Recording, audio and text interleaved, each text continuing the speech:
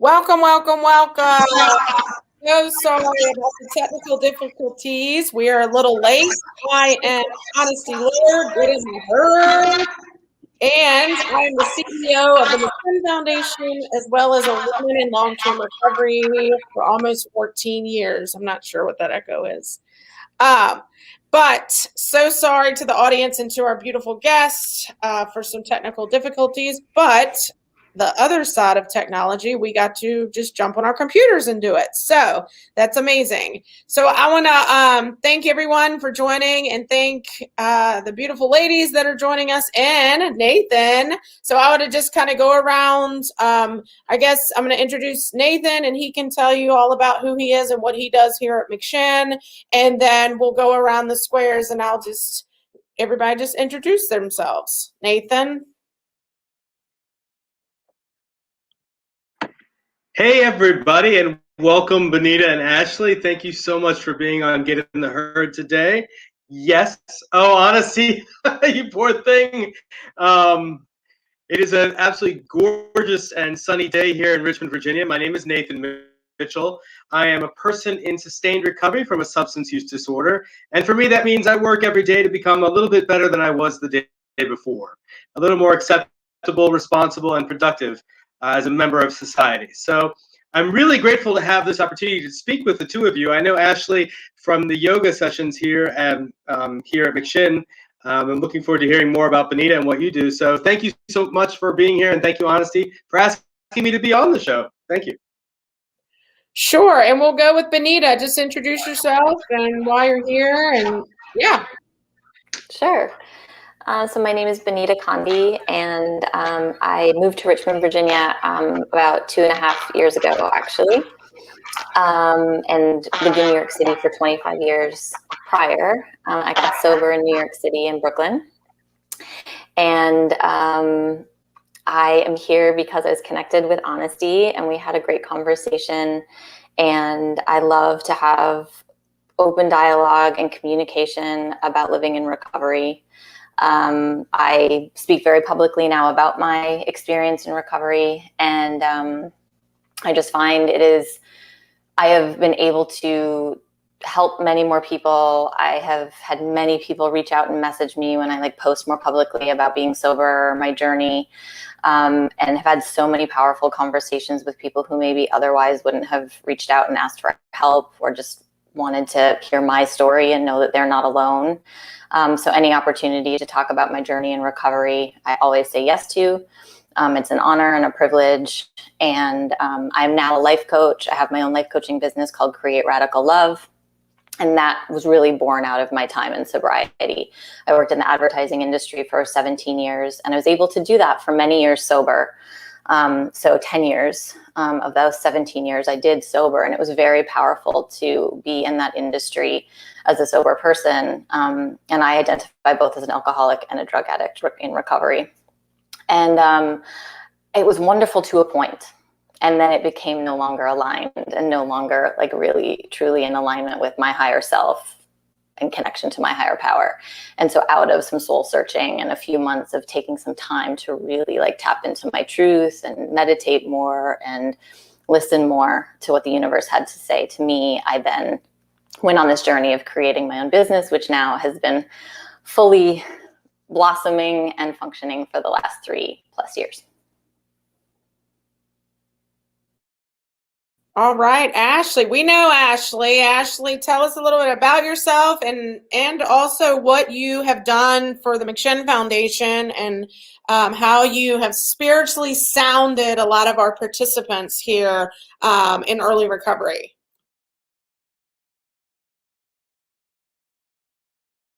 Can you hear me okay? Am I good? All right, perfect. Thank you, Honesty. So good to see you. Nathan, hello. Benita, thank you for sharing. I'm really glad to be connected with you. So yes, I am a person in recovery. So what that means to me is I've been sober for, I haven't counted exactly because I really did it through my own personal experience. So it's been over 4 years, and I'm very, very proud of that. Thank you.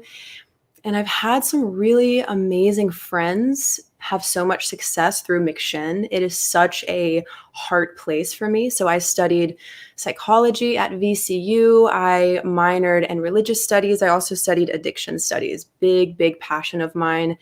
And I taught yoga at McShin and I did a field work experience there where I did some mentoring and really just hung out with the individuals there, felt at home there, really felt like we were walking side by side in our own journeys. I also sang at a couple church services, which I would love to get back into that. So this is very meaningful that I'm here today. I started my business, Emerald Healing Arts, back in 2016. I'm also a coach on the spiritual side of things, a spiritual life coach, and I do shamanic energy medicine now. I really work in the pre-matter world, if that makes sense. So I help my clients with beliefs and energy, the things that create our behaviors and our experiences. So I'm very passionate about what's underneath it all. What's that energetic core roots of life and how we can feel more empowered in our bodies. So yes, thank you so much. I'm super grateful to be here. This is perfect timing for me to share in this space. Oh, I just feel so relaxed. I'm just like, I've had a very, very, just, those days where stuff happens and it's like, just like our technical difficulties. It's just like, I don't know, you ladies just definitely have a sense of peace. And I love the most, obviously, for my own story, I think y'all both know that I came through McShin all these almost 14 years ago. And like, I've been the CEO for 7, I've been working here for 13 and a half. So it's like I feel my career chose me within the higher divine, of my addiction, right? So to be able to see other women, strive like that and be able to not only just walk in your purpose on a day-to-day basis, but know when to get out, like you, Benita, of a situation because it no longer serves you. And I guess let's unpack that a little, if that's cool with you guys. So the participants here at McShin, most of them, at least that are here during the day, are new to recovery. But then we have over 100 beds. So we have, men and women with all walks of life and all different recovery time. But if y'all could both touch on like how your recovery, like, be hope dealers like Nathan and I, like how your recovery kind of started. If you don't mind touching on some of your addiction and like how your recovery started, because the reality of it is I know when I came to McShin, I didn't have anything. My daughter was 5. I was not a mother to her. And I hated myself. I hated myself in all types of facets, right? I never in a million years thought I would work here, let alone have the beautiful, amazing life that I had when I lived in Smith House. That's one of our houses. When I lived there, right? I never dreamed of any of this ever. So if y'all can, and we'll start with Benita, like how you're walking in your purpose, how did your recovery get started, and how did you give yourself hope or have the self-esteem as a woman to kind of leave that career and build something on your own? Sure. Try to do that as concisely as possible. It's obviously a journey. And my dog has been barking in the background. So if you hear that, that's what's going on here at the house. So I actually went to my HR department in the advertising agency that I was working in at the time and asked them to take me to rehab.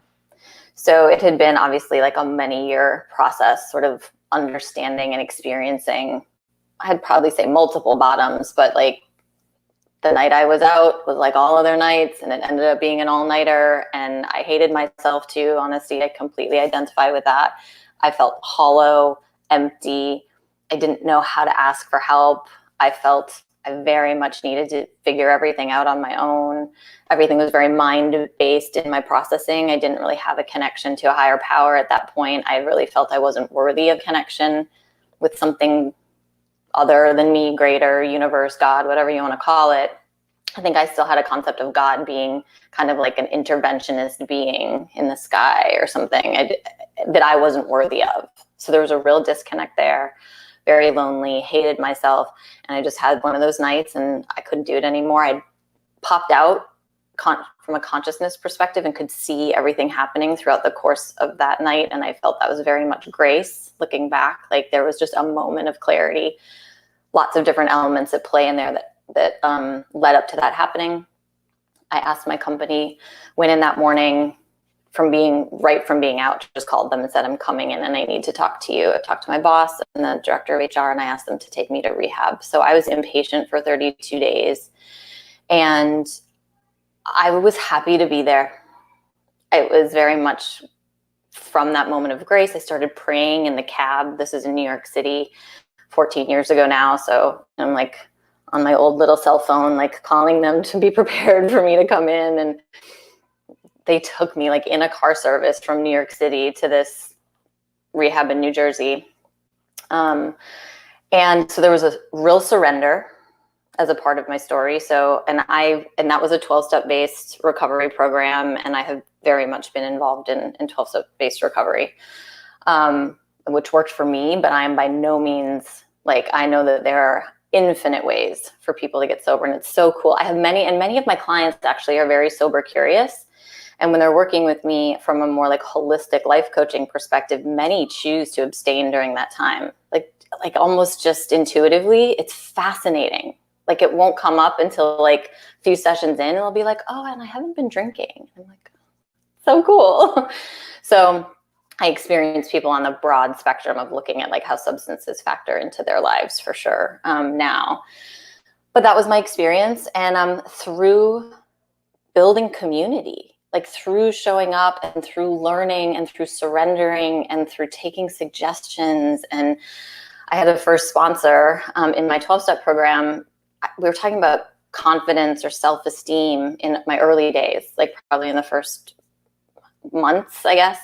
I don't remember exactly when, but I was saying like, I don't know if I understand self-esteem. Like it's been elusive to me. At points in my life, I felt I really had it, or at points I felt like I've been at the bottom of the barrel. Like it was always so confusing how hard I was on myself and how awful I felt a lot of the time. But then I'd have these like periods of like false elation and lots of confidence. And I would drink and use, in both of those scenarios, there was like sort of always a reason to like help manage feelings and the spinning. I had a real spinning mind, and using substances for a while worked in calming that spinning mind. And that's really, really powerful, I think, for many of us who experience sort of an anxious body, mind, spirit. And she said, well, you gain self-esteem by doing esteemable acts. And I was like, oh, like it was a sober living and like sober community, and learning from other sober people has been the most powerful, like step by step, learning how to live, learning how to become more right size, learning about how to engage with others from a place of humility, but like not the bottom of the barrel, like from, being humble and caring and compassionate and like seeing myself and others. So I learned a lot of, all of that from the sober community. I really am just so grateful. And then like showing up and doing service and sponsoring other people when that time came, and then applying what I was learning and healing my relationships and no longer doing the things I was doing before. And I know that's not the story for everybody, but many of my isms and the things that played out just in my like relationship behavior and with other substances and food and things like that, slowly over time chilled out and like calmed down. And then from there, an inner sense of knowing, and then a connection to a higher power. Then this spiritual journey really took off right from the beginning as well. So prayer and meditation. Meditation came much later for me. I was very resistant for a really long time. But exercise, I'm sure many of us can relate to that. Exercise, prayer, gathering with others, sharing openly, honestly, being willing, like all of that stuff created a much more empowered sense of self that I was then able to like have a sense of intuition and like trust myself and know like, oh, if this message is coming up through my like sensory system, I'm going to believe it and not push it away.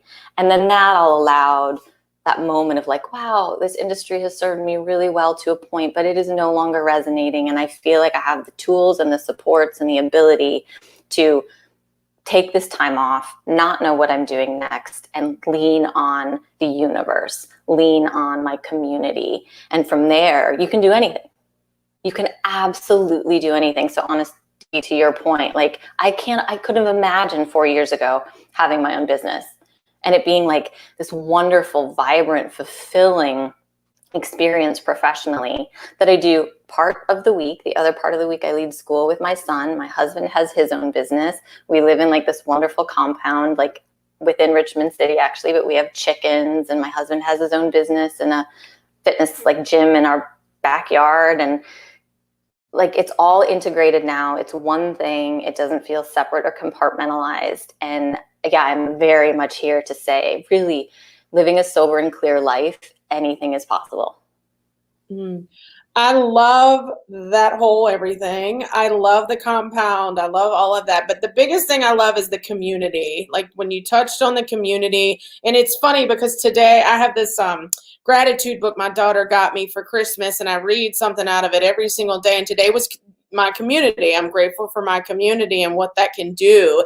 That's why we created. We say here all the time, John Schinholzer, I can't claim this. This is John's kind of instilled in us to get in the herd, right? To get in that recovery herd, get in the, herd that's doing what they're supposed to be doing. And then, like you say, anything is possible as long as you're still in that herd. When we drift off of that herd, normally other things tend to happen, whether it's behaviors or using again or jail or whatever. But if you stay in that herd, and your herd can change or get bigger, or just have I call my single little herd I have here, my best friends that are all moms in long-term recovery, but I love that community. All right, Ashley, what about you? What got you into, you've been to school, you had all these degrees, and now you're just so peaceful. And I took one of her classes too. I'll talk about that later.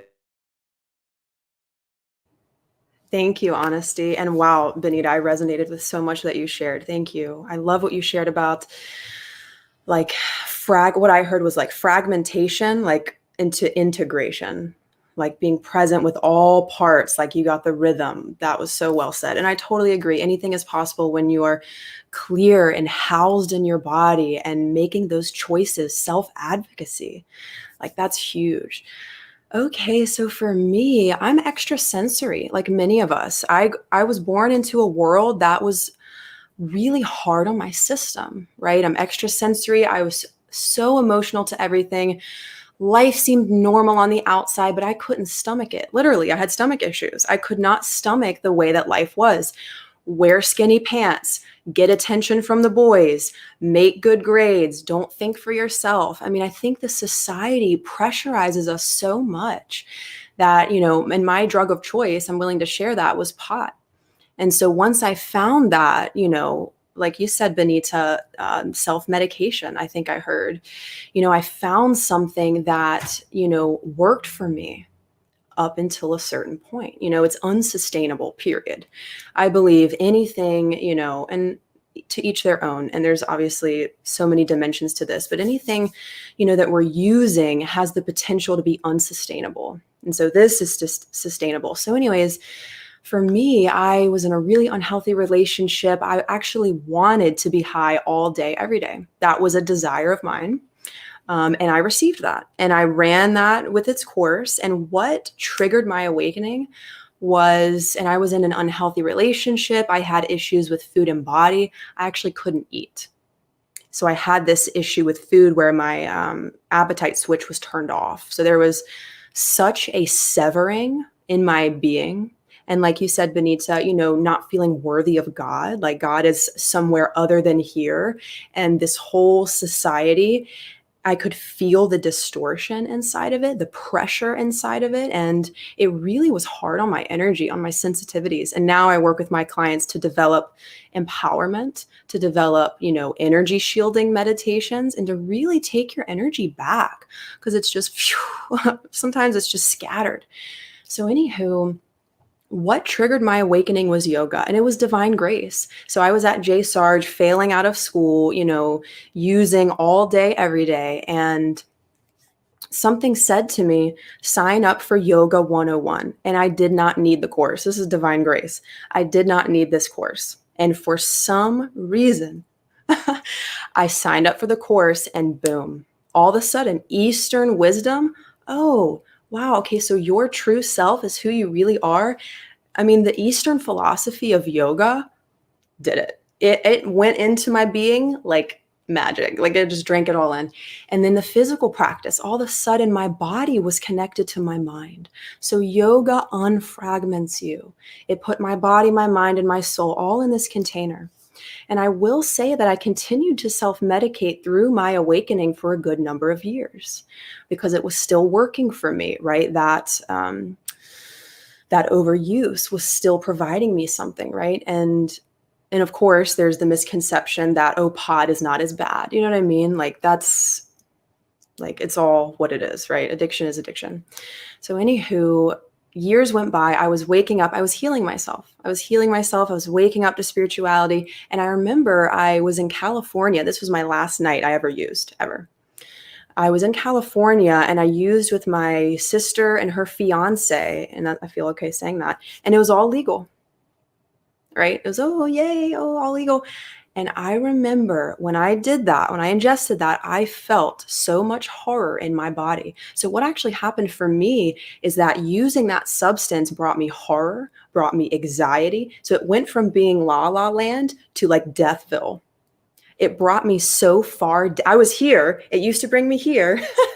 And then it just plummeted me. And I allowed that plummeting to happen. I was like, let me try again. Let me try again. Crash, like anxiety. This is clearly my body is like, we're out. We're done with this. So anyways, I let that go on until that one night. And I was actually with a partner who was not using that substance. So that was a thing, right? When you're in love, sometimes that can make you want feel stronger sometimes when you're in the field of love.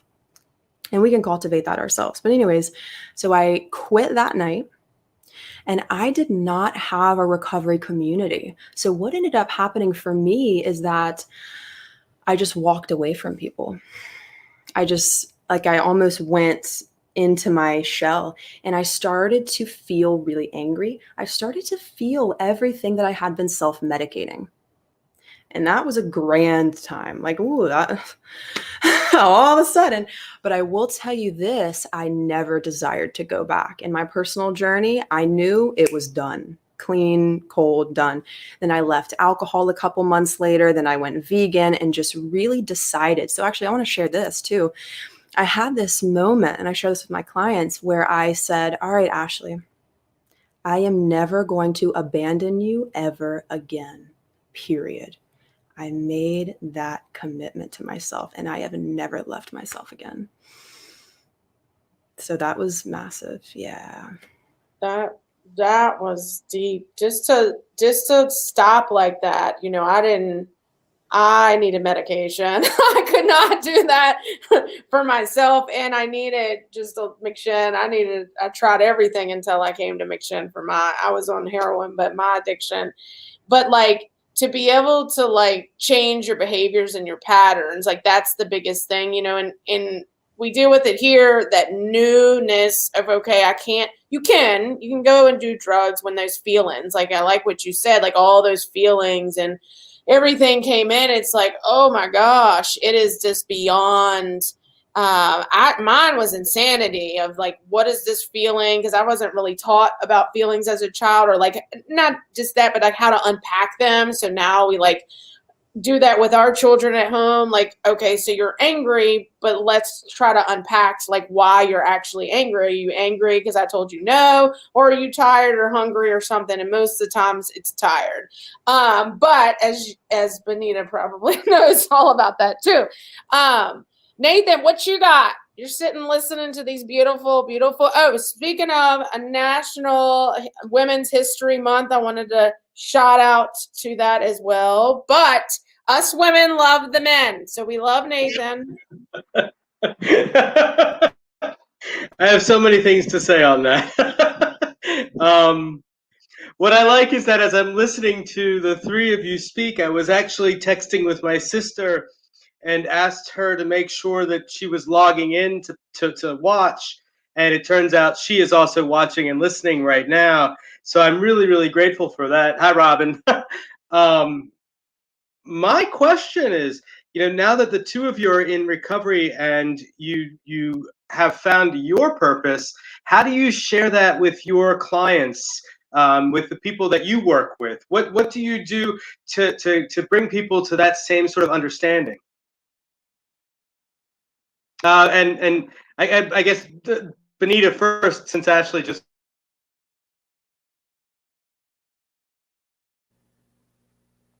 Okay, great. Can you hear me? I think I had a little bit of a delay there. Okay, great. Yeah, it's such a great question. And Ashley, I too identify with so much that you shared. And getting in the body and feeling the feelings and being able to tolerate that. I think that's a huge part of early recovery, is being able to tolerate feelings and like life on life's terms, like just stuff as it's happening, and like knowing it doesn't last forever. I didn't know that. I thought if I was down or depressed or sad or anxious, it was going to last forever. And if I was more happy, feeling elated, whatever it might be, like the upswing, I was so afraid it was going to go away. So it's like in this constant like anxiety around my feelings. So I very, very much relate to that. And I don't experience life that way today, which is just such a miracle. It's much more even out. Like they're like little rolling hills now, more than like these crazy like peaks and then very like deep chasms. In terms of how I now share this with clients, and I would say with like other sober women, predominantly in my sober communities, is I now really, really look at the process of understanding and tapping into one's truth and intuition. Like that. And so Ashley, you were talking about that as well. And like all of the conditioning from society and like not really knowing who we are and not having that taught in school, like the Eastern spiritual traditions of oneness and like that we are not separate from the other wonderful things in the world, energy, source, God, whatever. Like we are all here interconnected together. I really didn't know that. I had such a separate, I'm separate, I'm alone, I am isolated.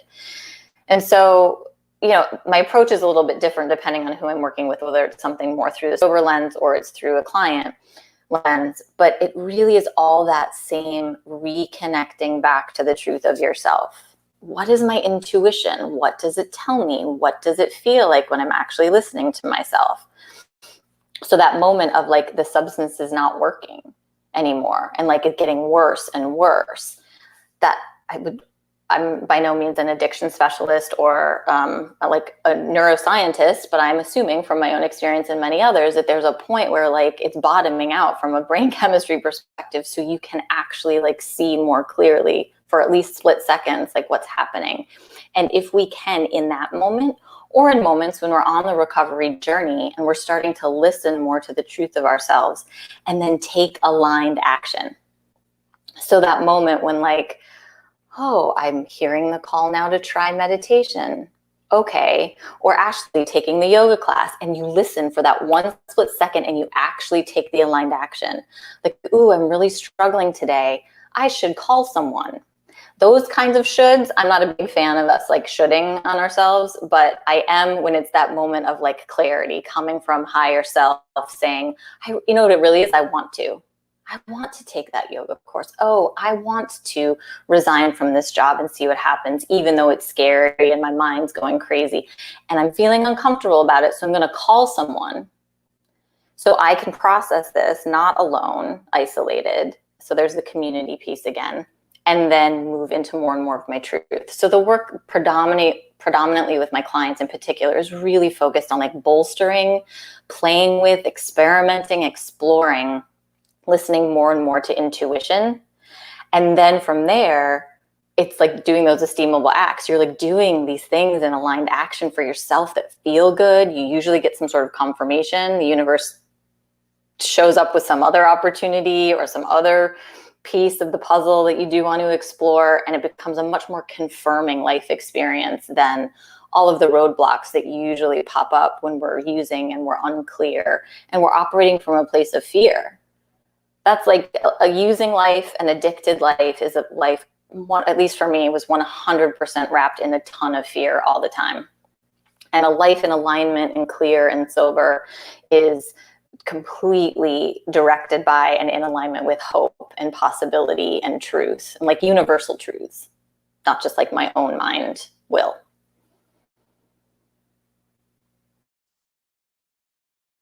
Ashley, what about you?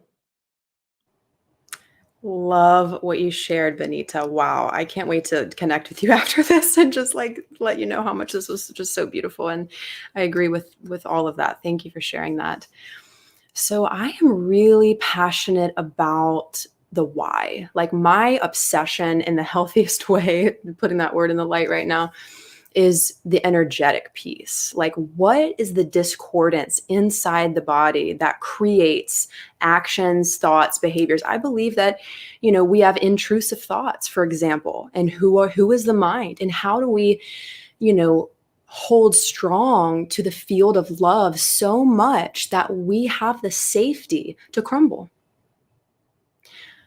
This thing called shadow work, that's what saved my life. What saved my life was actually a spiritual teacher, Teal Swan. If you know about, she teaches some interesting, beautiful things. And I don't resonate with everything, and you shouldn't with a teacher, right? You should have your own way of navigating wisdom and truth and feel it in your body. But I watched a video of hers and it was like how to heal your emotional body. And it all of a sudden gave me permission to feel all of my darkness instead of demonizing my shadow, my pain, my rage. I safely brought it up and explored it. And there's the process of, dropping into it instead of, numbing it, dropping into it. And I speak lightly on this because it is such a, you could re-traumatize yourself if you go too quick, too fast. So I take that case by case with my clients, but that was something that saved my life was, hey, this over here is not bad. This just needs you to feel it without judgment. And once we can feel something without judgment, the charge behind it begins to dissipate. And then the actions that come after those energies are altered. So I like to go as deep as I can. And in my shamanic healing sessions, my clients really pick a core wound and I help them track it. So they choose, and some of the biggest core wounds are betrayal, abandonment, fear of scarcity. So they really choose one of those and it's all remote. And then it's, shamanic ceremony, which is rattling and chanting, and it's earth medicine. And what I'll share about that is, because I've done Reiki for many years, and that's a big passion of mine, this earth medicine tradition came in hot for me. And it said to me, come back to earth, because I am someone, I believe we are so powerful that we can leave our bodies and disassociate. And I think, we can get that. I mean, veterans and war trauma, like we have the ability to detach, and it's not bad. I don't think anything is bad. It's just, we need to come back. We need to occupy these bodies. And so for me, I have a real obsession with helping sensitive souls come home, because my sensitive gifts are so strong that they almost took me over the edge. I mean, this life was so hard for me. The energies, the people, hearing people's thoughts, feeling people's pain, that it almost took me over the edge. And so I have this protection over sensitive souls because they carry medicine, they carry wisdom, they carry gifts, they carry teachings that the planet needs. And so I'm going to need them here in their bodies, trained up and ready to rock. Because I know for me, my biggest joy is holding safe space for people. That is the goodness is letting someone know that they're safe to cry. My healing sessions and coaching sessions are very contained. Like if it starts to go in a certain direction, it is my duty to create safety. I'm not a people pleaser anymore. I am somebody who is impeccable in their safetyness, right? So I can hold that space really well. I don't have to control the space. So in shamanism, there's this concept of hollow bone, which is you are a vessel through which the God of your understanding touches your client. You know, you are a hollow bone. You do what Great Spirit asks of you to do, period. Great Spirit, God, the universe, etc. And so the pressure's off in that space. My job is to get really clear in my own being, to eat my veggies, to do my yoga, to clear my energy, you know, to invest in my well-being. I get the sessions. I hire the coaches. I get the healings. And all of that is my responsibility, because another thing I believe is that people come to you to sit in your energy. You know, they want something that you have. They're inspired by you. And you're here to activate something within them, right? And so, yes, my client sessions are all about empowerment for the client. Yeah. Yeah, so I just want to give a shout out to Ashley. Todd is rolling her website, but she gives a percentage of the proceeds come to McShin for some of her courses. So thank you so much for doing that. So I signed up for one of them myself. And I honestly, to be frank, I didn't know what I was signing up for. I was like, Ashley's cool. It benefits McShin, and just following you on social media. And from what I know you here, and I know you're Jordan's friend, and like everything, I was like, let me just try it. Oh my gosh. I was a bear. That was my spirit animal. But it was like this opportunity to like get out of self. Like, and you ladies know you have some years in recovery. Sometimes for me, having all of these years, sometimes it's not, I don't want to use the word complacent, because my life is so fulfilling and amazing, but it's like, I want something, like I know the divine is telling me to do something else, or do something different. So when I took that class, it was like, and it was a Zoom too. So let me just tell you, so then my lights were out and everything. And it was like, you feel like, I don't want to say you feel like you're high, but I felt like it was like this out of body experience, I guess, just for that 1 hour Zoom. And it was really, really cool. Like, it was just something, and I'm down for like trying. I try to sign up for all different things just to kind of, you know, mix it up a little, or learn more for real. And it was a really cool experience. So I suggest just, you know, to the audience, just to check out her site too, for sure. Another thing, so Benita, I saw on your site you integrate your son into some of your meditation practices. So for like all the parents out there, like now specifically, we're 1 year into COVID. A lot of parents have had, like yourself, have had your child at home. I sent my child, he's got his mask, he's at school, my 11-year-old. But my daughter, she's been on virtual college. This is her first year in college, and it's been very stressful for her to try to learn on YouTube. So she didn't do so hot the first semester. Just in one of the classes, she did great. But it was like, it's a lot on these kids right now. So to the parents out there, really quick, if you wouldn't mind, just kind of like, what are your services you offer, but like how to, you know, say it's a mom of 3. She's got a full-time job. She's got all her kids at home, you know, and she's saying, I'm not listening to this chick. This takes forever, you know, like something like simple and easy for working parents that have their children at home or don't have their whatever, but like working parents during this pandemic, especially those that are in recovery, and specifically those that are in early recovery, because that's heavy stuff to have all of that and you're just getting into recovery. Absolutely. Yeah, this year has been, I've actually beautifully seen many, many people get sober this year because of the catalyst that has been created by all of the different circumstances. So that's been incredible. But then obviously we know that the use rates are way up across the board as well. So it's just fascinating on all sides, sort of the pressure cooker of this year. And thank you, Honesty, for that beautiful scenario. It's intense for any, let's say, household that's full of multiple people. And I think for that, it's intense also then for those who are on their own and isolated and alone, right? So it's just been like this intense experience for everybody across the board. One of the meditation techniques I learned from a teacher that has been very, very instrumental in my journey in terms of understanding my own connection to source and my highest self has been coming to understand that meditation does not have to be sitting in a certain position. Now, obviously, there are certain approaches where they do really recommend that you're sitting, with a straight back, seated, etc. But that always felt really limiting to me. And I'm one of those people that really believes that there is probably, for every individual being out on the planet that could experience meditation, there's that many types of meditation. We all experience it very intimately and very differently. And our way into it,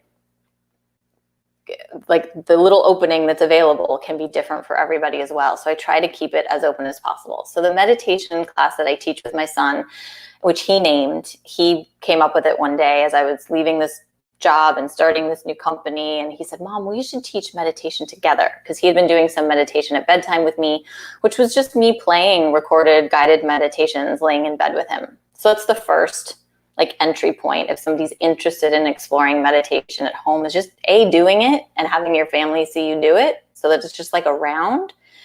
And then I find a really easy entry point is through the many apps that are out there. So I use the Insight Timer app personally. I just like the broad range of content providers and teachers and different forms and types of meditation on there to explore and play with. So I think we were listening to some meditations for kids, or one from one of the teachers that I was listening to at the time, and he was really enjoying that, and that was helping him sleep. And so then we were meditating some together. And then we also started to learn about and explore object meditation, where you just take an object that you have, so I have a crystal here, and you just sit for a minute or two. And so your kiddo can grab anything that they love, that they just want to look at for a minute or two, and just focus really intently on all of the different facets of whatever it is that you're looking at, the colors, the textures, the shapes, the edges, etc. That just focused attention on one thing is a wonderful way to introduce mindfulness, slowing down the mind a bit to focus on one element at a time, being more present. And then back to the teacher I was talking about, the introduction that just 2 deep breaths, closing your eyes potentially if you feel that that's available to you, and just taking 2 deep breaths, whatever's going on. You can do it in a room full of people and just not close your eyes, and they don't know what you're doing. So you can do it when you're on a Zoom with a bunch of people or in a group setting, and relaxing your thought to just focus on, I'm inhaling, I'm exhaling, I'm breathing in, I'm breathing out. That's meditation. Anytime we allow the thoughts to relax and we don't attach so much to them, and we're not assigning meaning to them, and we're just able to be a witness to them, that's meditation. So you can be standing at the kitchen sink with 4 people running around you, and you can be just standing there breathing and just focusing on what you're washing, really. And when the mind starts to be I can hear them, or what do I have to do next? Doing the things that the mind does, because it's literally the organ doing what it's supposed to do. But I'm going to come back to the suds in the sink. I'm going to come back to taking deep breaths. That's meditation. So it is very accessible to incorporate breath and relaxing thought in the midst of a very busy house with lots of kids. That looked like Nathan was actually, as soon as you said breathing, I started breathing, and Nathan was like, trust me, and Nathan been talking. He needs to meditate a little. So get one of your little objects in there, Nathan, and let's start with there. But those little tips, right? Because I was not a big meditator at all, and if you're in 12-step, you kind of are supposed to do it. And I was it was just hard for me because my brain, but I have way different, it's not just sitting there in silence, but I have different forms of meditation myself. So I like that, because a lot of people get, don't know what the word, but they get intimidated by the word meditation, because you want to sit here and with incense and everything. And some people just, there's kind of a stigma towards meditation, but there's so many different things that you can do. So I like that. So Ashley, real quick, what, is there any suggestions? I know you said yoga, but anything else just to calm people's minds right now? Now, vaccinations in the future, and, we still wear the mask, and there's stuff opening, but people are still scared to leave their house. They're still scared to do things. Is there any tips you can give our audience, especially the ones obviously that are in recovery, on just slowly, just little things that they can incorporate? I like what Benita said, like incorporating little things throughout your day. And that's how I teach the chicks here, is like little things that I've done throughout the years that makes, you know, all the things that I do now that works for me. Absolutely. I love that. And thank you, Honesty, for sharing about your experience at that event. Thank you so much for being there. Benita, thank you for sharing that. That put me in my breath. So thank you for that. Yes. So one of the first things, just going off the breath again. So, excuse me, yoga teaches us that when the breath is disturbed, the mind is disturbed. And so many of us have fragmented energies, which means that they're out of touch with center. And we actually know that meditation alters the brain.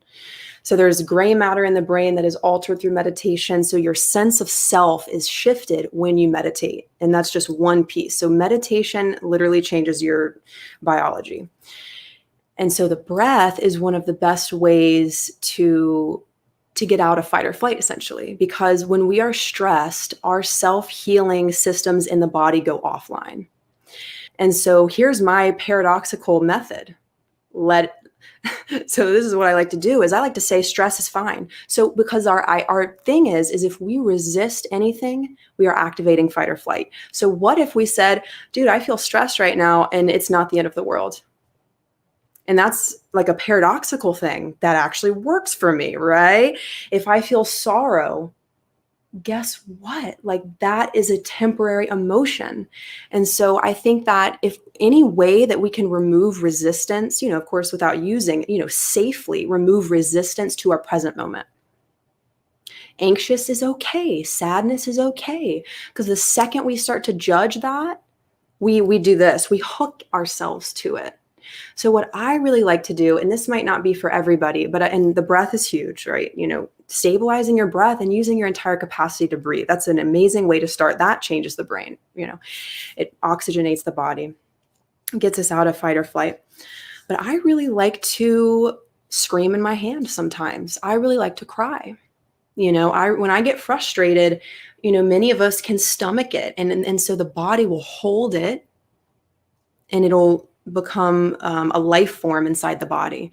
And so what I like to do sometimes, and maybe this isn't for everybody, but maybe it is, I don't know, we each get to feel into that, is scream in a pillow or just take a second and like rage for, and so that we're not sitting there holding it in. Talking to a friend about it, bringing it back to community, you know, unlock your vulnerability. And here's a really, really good tip for that. And I learned this from a teacher. So what is your posture like? You know, is your heart open? Is your chest, you know, is your spine tall? Because in yoga, we know that if we are cranked and not in a good posture, then our life force gets severed. We're not breathing as deeply. So that's a container for yourself. So your spine is tall, your shoulders are back, and then you look someone in the eyes and you said, I'm feeling afraid, or I'm feeling joy. You know, really using this to express yourself while holding that posture is like epic. And then, you know, if you need to cry, then cry. You know, I believe in safety. I believe in acceptance. You know, if we can really practice, it's a practice. If we can practice accepting ourselves radically, then that is going to bring us into the field of love, you know, big time.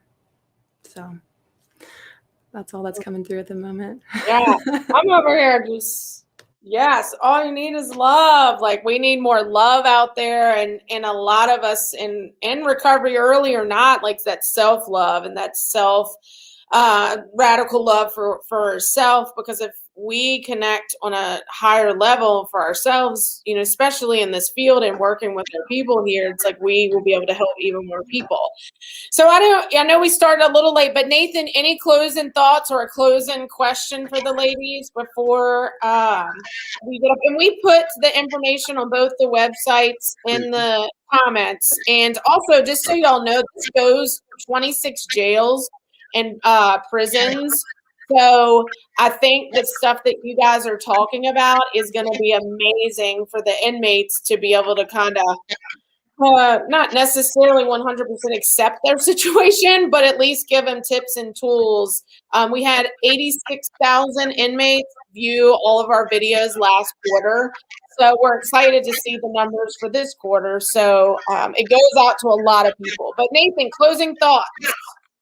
Well, I do very much appreciate. I'm very grateful to have had both of you here on the show with us. I love what I'm hearing is that permission to feel my feelings. I don't give myself permission to feel my feelings. And Honesty and I have been discussing rage, which has been really, really anchoring me lately, especially the last 2 weeks, specifically with some things that are going on that I'm noticing in my recovery that I keep revisiting. I guess past trauma, and I keep revisiting that, and I have to continue to forgive the situation, myself and others involved in that situation. It's not a one and done scenario, and I've gotten very comfortable with that rage the last couple of weeks, and I'm not happy with myself with that. It's really driving me into some. It's frustrating me in many ways. The energy's off. My interactions with the people I love the most is off.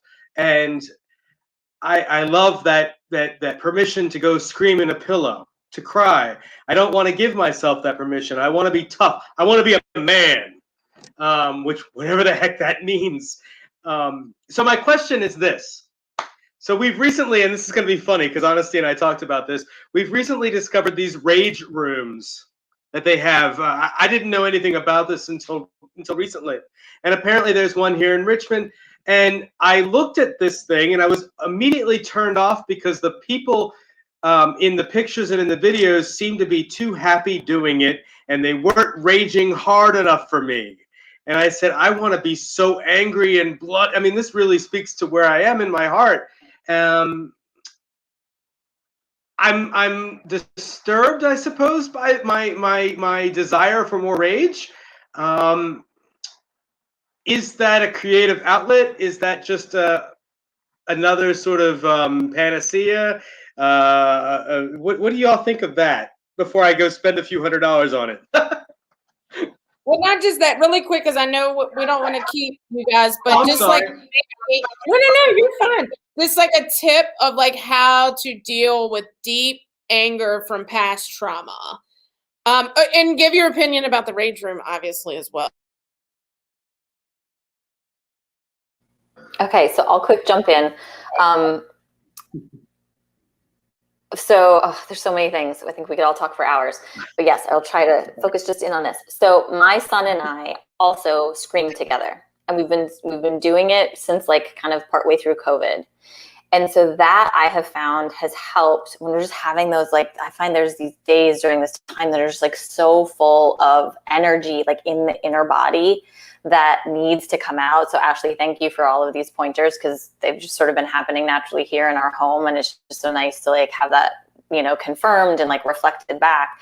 And then Nathan, to hear about this exploration with the rage room, like I would say if it's interesting to you and you go, I would say even go there and get a sense of it and feel it physically and see if it does feel safe. And like maybe the pictures are just not an accurate representation, but how you might actually experience it when you're there might feel welcoming and inviting or not, and listen to that and then choose to do it based on that sensory information, like from your intuition or not.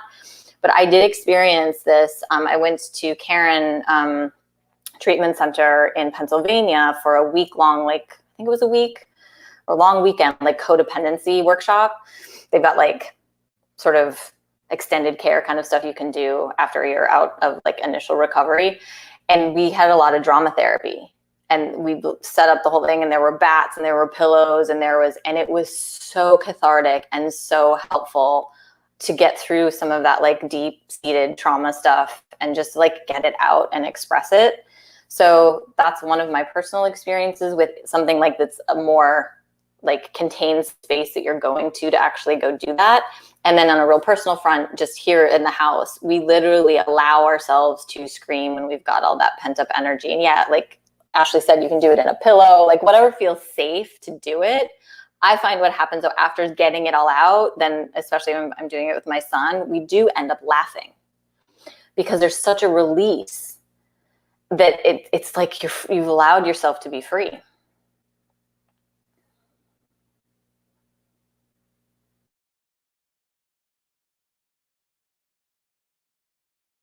Okay, Ashley. Yeah. Did we lose Nathan? Yeah, I think Really? our internet here is jacked up, but I'm here. Perfect. Okay. I love what you shared, Benita. That's powerful. I love that you scream with your son. That's amazing. So I think safety is really important. And first, I would share that, the masculine and the feminine, these are two different energies that we both carry, right? The yin and yang. I'm really big on this. It's not so much gender, but it's more the energies that we carry. The masculine energy has literally been programmed, so is the feminine, but the masculine has been programmed to hold everything in, like, period. And so I think one of the biggest things is to unplug yourself from that awareness. Say, man, I was literally programmed to hold this in my body and to wear a mask. It's not my fault. Period. It is not my fault that I am carrying this in my body. And I think the masculine, in me even carries a lot of rage, and it can feel scary. Okay. It can feel like a lot. Like if people heard me scream in the way that I scream, like, oh my gosh. So creating a safe container for that. And also, we store it in the body. The body is a subconscious. And so any type of body-based work like massage that, you really trust, that's a great way to release. Yoga is a great way to release energy from the body. People cry when they do hip stretches because the emotions are housed in the hip area. But I think one of the most crucial things to know about sacred emotional release, if I can call it that, is to be non-judgmental. So if I am sitting here and I go into my sorrow and I go with judgment, it is going to not be a good idea. So the idea is to practice being the witness, which is actually in Eastern tradition, the masculine is actually the non-judgmental witness. It's Shiva. It's pure conscious awareness. So before you dive completely into the depths of your emotions, practice being the witness. The strongest witness, where you literally sign a document that says, I am not going to judge what comes up in me. And after 20 minutes, I'm going to calm it down. That's a container. And I've seen pictures, and Nathan, if you want to send me a message or something, I have some individuals who do online things with like men's workshops and releasing some things like on Instagram that I follow that are really helpful for the masculine, because there has been such a shaming of all the emotional experiences. And so I've set a timer for 20 minutes, I'm going to rage for 20 minutes, or I'm going to cry for 20 minutes. And so when you contain it, or you have someone there with you that you trust, that's really powerful, right?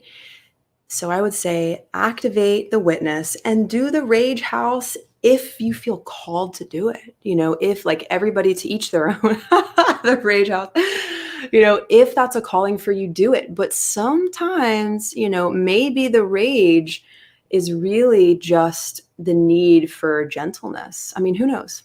Sometimes it might be something different actually than the mind perceives.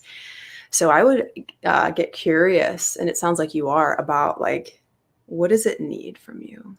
And I'll also add, I believe all of our challenges, and this is pretty radical, but I believe it, all of our challenges gift us something. So I look at my experiences that really, hurt me and say, when I discharge all the emotions behind them, I can say, I'm ready to receive the gift now. All is forgiven. And take the gift from it and run with it and receive it and share it. Thank you. Wow. Thank you. And we're just going to wrap up. Our internet is not doing good. There goes Nathan again, not doing that great here at McShann. So I just want to thank both of you beautiful ladies for your time, your energy, literally, and everything that you're doing for the community, not just the recovery community, but across the board. I know some of y'all's clients aren't just those in recovery. So you're making this world a better place. We need more humans out there like both of you. So I really, really appreciate your time and energy and just your love. So thank you so much, ladies.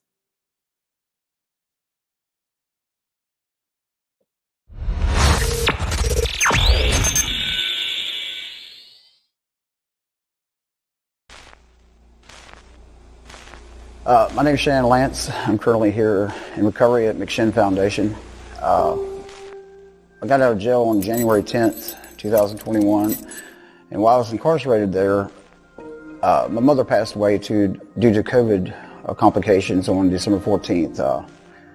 It was a really challenging event in my life. While I was incarcerated there, I watched the recovery videos and the podcast on the tablets there, that was made by the McShin Foundation. Getting the Heard podcast really made me feel like I was a part of something on the outside, because, there's people that are commenting and just seeing, people that I was incarcerated with on the videos, and just thinking, man, that's going to be me, before too long. And, I'm going to be sitting there in them rooms and, be able to be a part of the podcast and get in the Heard series. And, now I'm a part of the Heard here at McShin, and it's an amazing feeling, and it's nice having a fulfilled sense of hope in my life currently, and just to live one day at a time, and just to have positive feelings in my life and good relationships with my family and friends is an amazing event.